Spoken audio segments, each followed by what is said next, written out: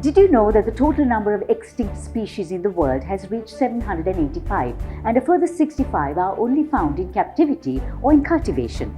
In the last 500 years, human activity has forced over 800 species into extinction.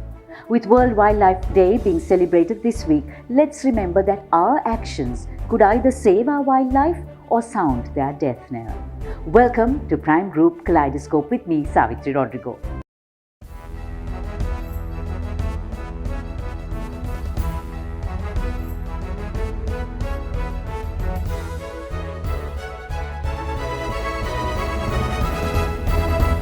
Hold your breath in for a moment.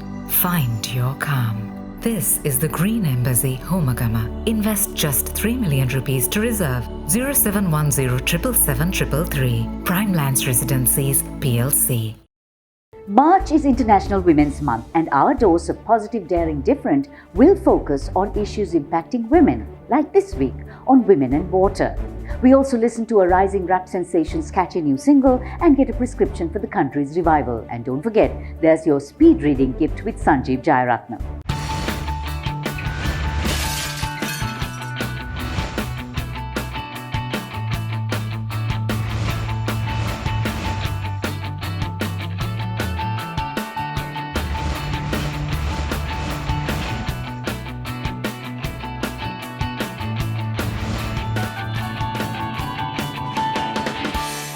And you can watch Prime Group Kaleidoscope on YouTube, Facebook, Instagram and LinkedIn. Welcoming all of you with warmth and care. Commercial Bank. Our interest is in you. Here's a quick look at the week that was on Commercial Bank Snapshot. Sri Lanka's private sector borrowing soared by 116% year-on-year to a record high of 811 billion rupees.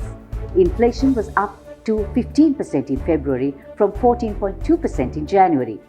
Worker remittances plunged to a 13-year low of $259 million in January, a 62% decline from 1 year ago. In a Gallup-style Mood of the Nation poll, Verite Research finds economic confidence in Sri Lanka is at negative 82.96. Commercial Bank of Ceylon wore the crown as the overall winner and Dialogue runner-up at the ACCA Sri Lanka Best Sustainability Reporting Awards.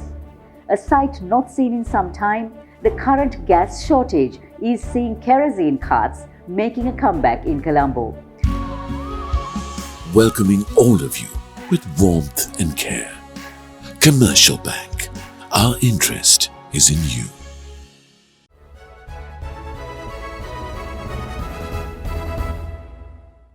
Welcome, you're watching Commercial Bank News Capsule.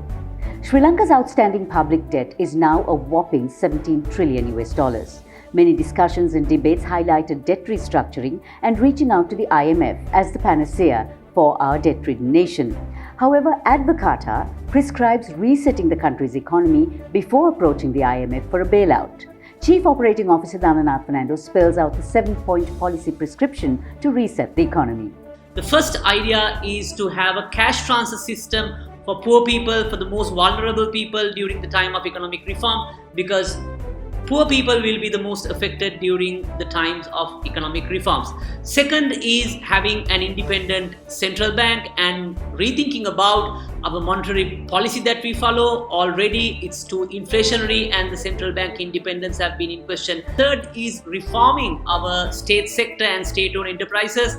Already most of the state-owned enterprises are colossally loss-making, and also we have a 1.5 million state sector which we can't afford. Fourth is ease of doing business. Already there are so many regulations in place that no one really can't start a business, continue a business or shut down a business and move to a new sector. Fifth is the tax reform, because already we are taxing we are unnecessarily, and also we have cut down, we can collect some of the taxes easily, and we have given some massive tax reliefs in the future, and also tax holidays. So we really have to prioritize our taxes. Already there are so many import tariffs which really hampering the export sector as well, because most of the imports that we bring in is for export that we do. So that we have to think. And the sixth is we have to connect back to the global supply chains, because now the world is basically a village. We import some stuff to export more things, so we have to really connect back with the global supply chains to really survive and to earn more income in this world.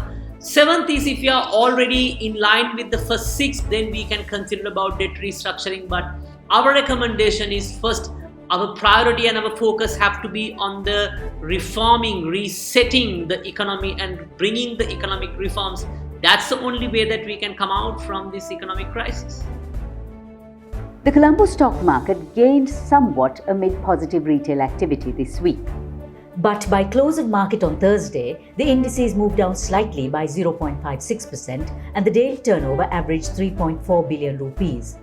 WTI oil hit record highs this week, moving above the $114 per barrel level, even as Russian oil and gas companies lost 95% of their value on the London Stock Exchange. Gold benefited from the disruption, however, caused by the Russian invasion of Ukraine and moved to above the $1,900 per ounce mark, levels last seen in January 2021. The mesmerizing Marvella Bay, commended as one of the top 10 most beautiful beaches in Sri Lanka, according to Lonely Planet, is under severe threat of destruction due to unplanned coastal constructions. The Sri Lanka Tourism Development Authority is engaged in a major effort to prevent the destruction of this beautiful, internationally acclaimed coastal stretch. A South African distiller launched an unusual new type of gin, made entirely from elephant dung.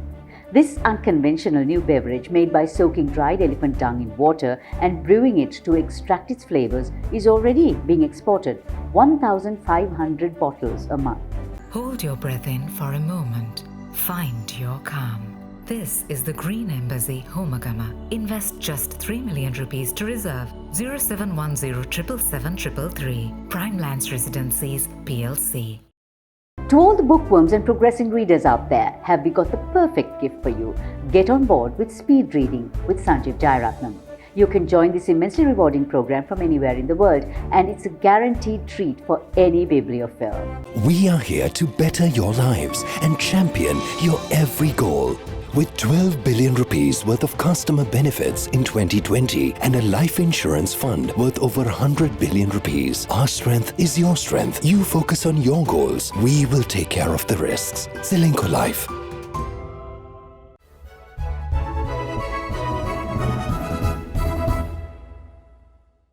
It is International Women's Month, based on the theme, Imagine a Gender Equal World. But that is easier said than done. Take the problem of water. 1.1 billion people around the world lack access to water, while 2.7 billion experience water scarcity at least once a month. By 2025, 2/3 of the world's population will face water shortages. Sri Lanka is not far from it either. And in most instances, it is the women who face the abject difficulties when it comes to lack of water. It is they who have to not just keep the home fires burning, but the pots filled too, walking miles to fill those pots with water. Today we check out Apelanka, which has tried to make a difference in the lives of these women by not just giving them access to water, but by going beyond that too. With me is the founder CEO of Apelanka, Shan Correa. So Shan, welcome to Srilanka Life. Let's talk. Good to have you on the show. Good to be here with you, Savithri. Really good. Very, very briefly, before we go into the nitty-gritty of water, what was the vision behind Apelanka? Well, actually, when I first started going to Punahari about 6 years ago, people were telling me, Shan, you can't stay in Punahari because there is no water. And I thought, maybe it's a drought, maybe there was a water cut, maybe there was some pipe repairs going on. But I suddenly realized, what? These people truly do not have safe water.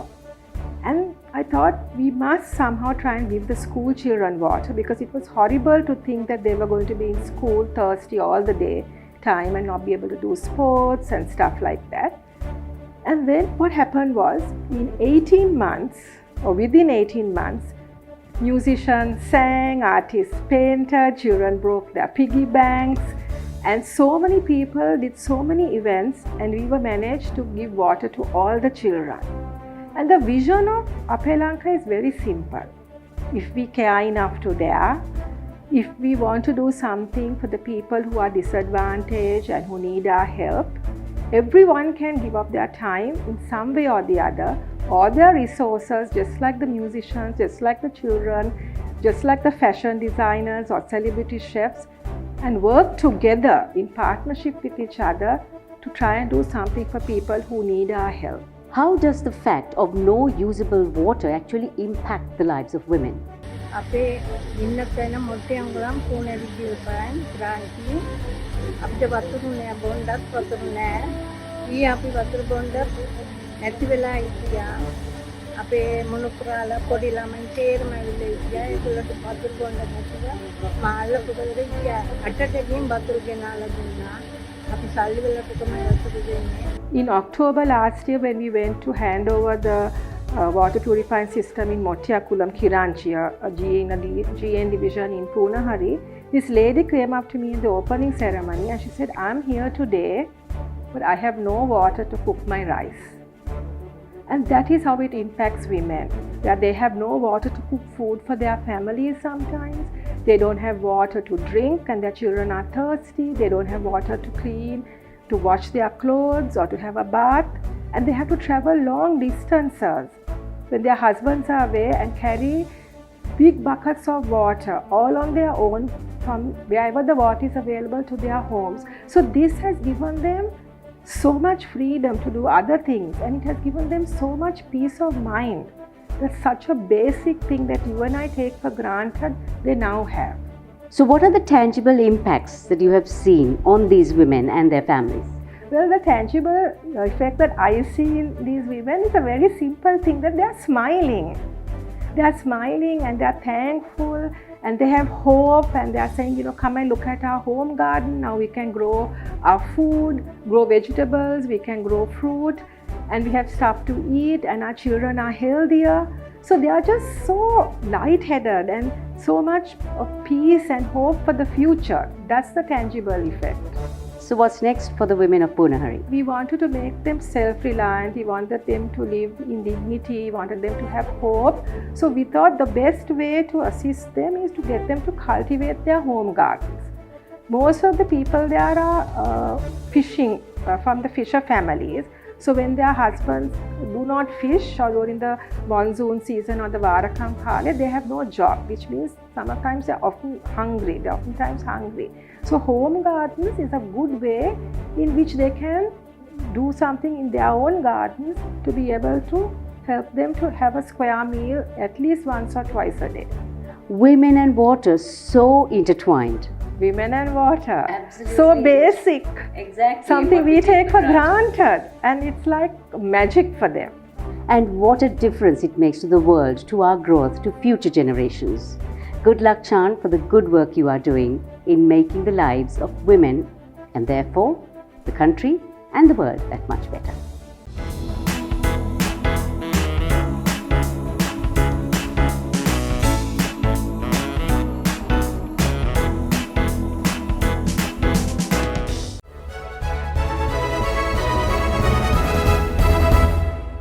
The Sri Lankan music industry has always been brimming with talent, and this young rapper is here to prove it with her exciting new single, Shorty, Let's Go. Her inspiring story in the pursuit of her passion for rapping is nothing short of extraordinary. Here's Melissa Stephen in Life in 60. Shawty, let's go. In a tuk-tuk we roll. Shawty, let's go. I'm fiending for your love. So what inspired this song is basically it's your meet cute love story. It's a feel-good love song, and it's just leave the bad guy, go with the good guy, and I think that's relatable to everyone. Where do I hope my music takes me?